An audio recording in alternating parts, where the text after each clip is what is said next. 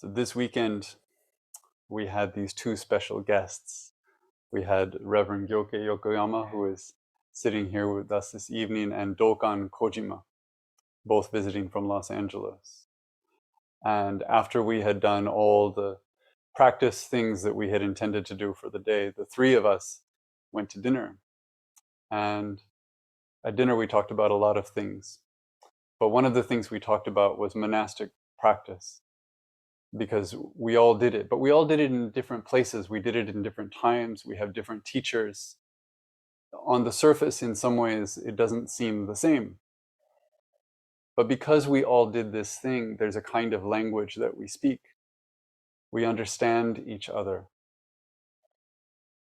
Just to give a really simple example, I told a story that at Zuyoji temple where I trained, someone once very kindly donated 10 boxes of bananas. And the problem with that is that you have to eat everything that's donated. You have to. And so there were 40 monks force feeding themselves bananas for a week. Everywhere you went, someone was standing there with bananas and handing you a banana, saying, just one more banana, right? And what I enjoyed about telling the story was I don't have to tell the whole story to Dokan and Gyoke. All I have to say is, one time somebody donated 10 boxes of bananas.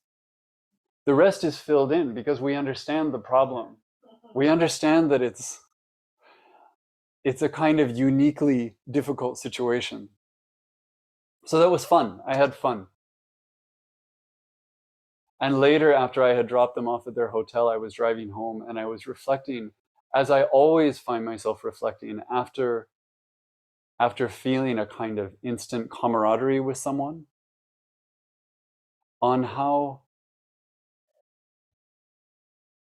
if we're really experiencing the world through the eyes of the Dharma, if we're really accepting the invitation that is given to us, then that feeling of connection, that feeling that we understand each other, that would be the feeling that we just have all the time, in every encounter, in every moment.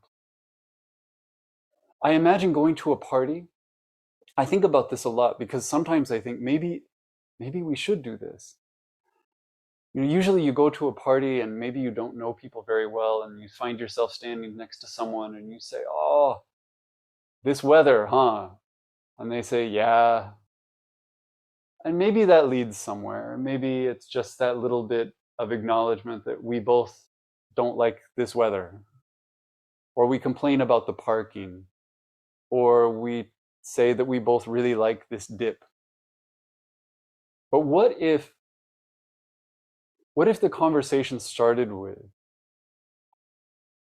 "Hi, I'm Koun. I'm of the nature to die. And everyone around me is going to die. Everyone I love is going to die. And I saw you standing here and it occurred to me that you also are of the nature to die. And that everyone you love is going to die.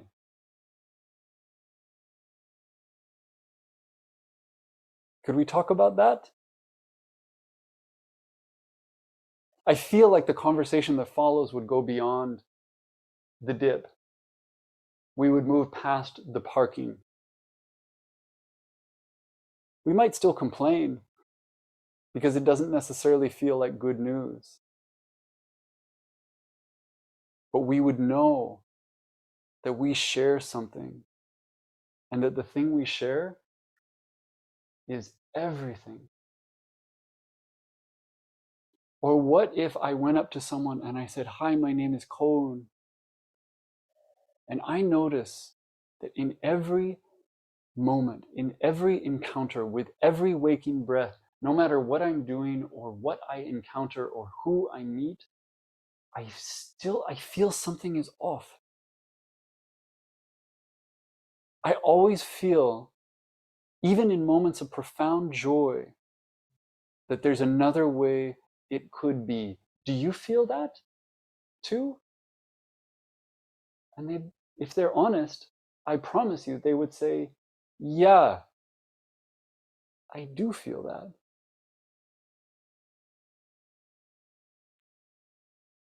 And we could walk away with that same feeling of camaraderie because we do speak the same language.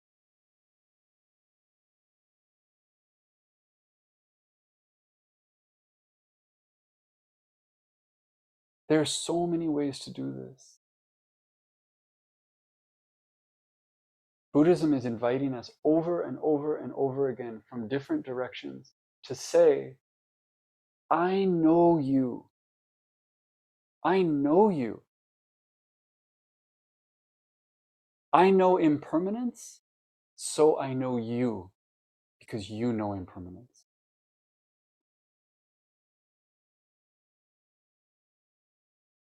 I know dissatisfaction, so I know you. I know fear, so I know you.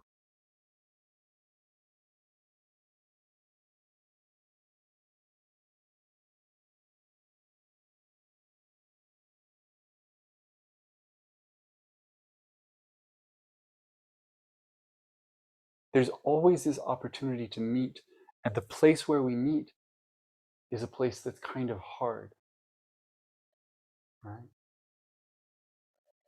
Even the banana story, it was a funny example, but it came up in the context of us talking about how it's hard. That experience was hard, right? If we had all found that we had all gone to Disneyland one time, it wouldn't be the same, right? We might talk about it for a minute, but it's not the same. But when you know that someone has endured something you've endured, that they've felt something you've felt, that they've doubted or questioned the same things as you look across the table and you think, okay, I know you.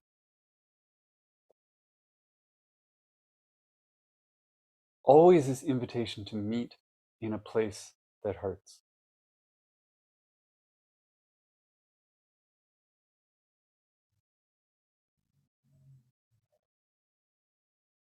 And I'm thinking of this right now because I'm watching the news. And there's so much on the news that hurts. We're being asked to see pain and fear and aggression. We're looking at it and then we're doing this little trick.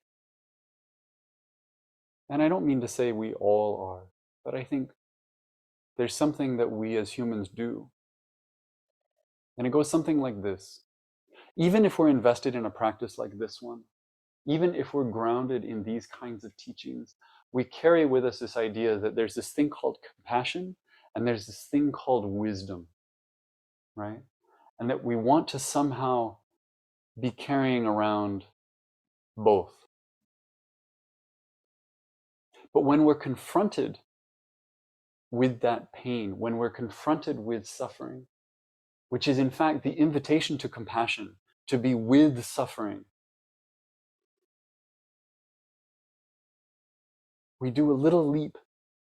We resist it. And instead, we go toward this idea we have about wisdom, right? I'm not going to look at this close up. I'm going to jump back. And I'm going to tell a story to myself that makes sense of the thing that I'm watching. I'm going to make sense of suffering, right? I'm going to figure out a way to get it down to 2 or 3 sentences or a paragraph for me. Because I don't want to be with it. I don't want to feel it. I don't want to touch it. Because of course not.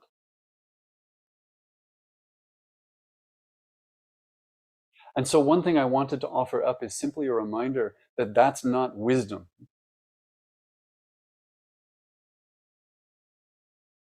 Wisdom is not the thing that makes sense of things. Wisdom is not the operation of mind that gets how everything fits together. Wisdom doesn't strategize, right? Wisdom is the true understanding of compassion, as compassion is the true expression of wisdom. They're one thing. They're two sides of one piece of paper.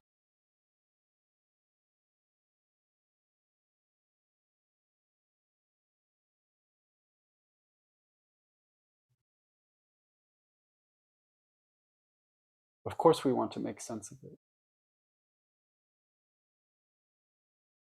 But the real invitation when we see suffering is to go close.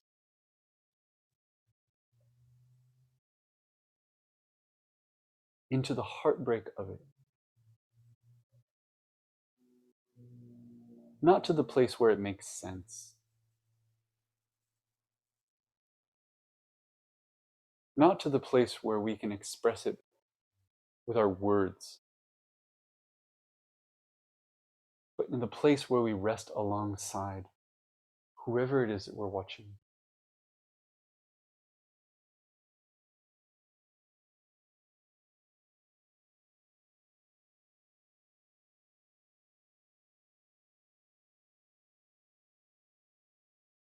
When we do that, then we turn on the news, and instead of seeing something that we might say is inexplicable or unthinkable or unconscionable or horrifying,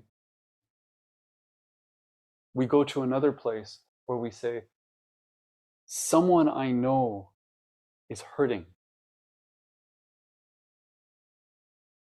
Someone I know is in pain. Someone I know is afraid. Because again, if we pay attention, then we look at the people on the screen and we see, oh, I know them. We share something so deep. I've never met them, and perhaps I never will. And yet there can be this intimacy. There can be this warmth. There can be the heartbreak.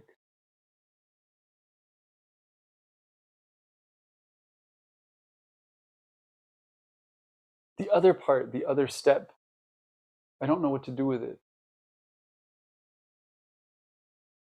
There are moments when we have to make sense of things. There are moments when we have to be able to say it out loud. But that's different from this. It's not step one. I don't even know if it's step two.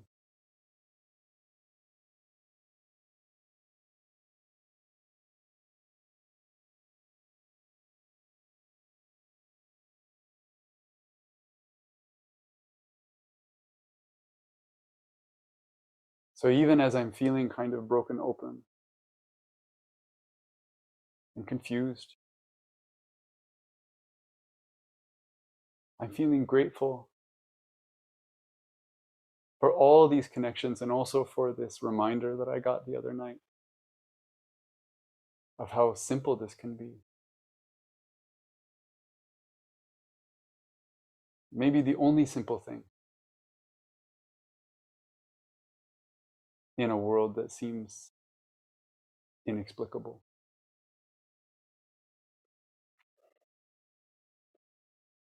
I think I'll stop there.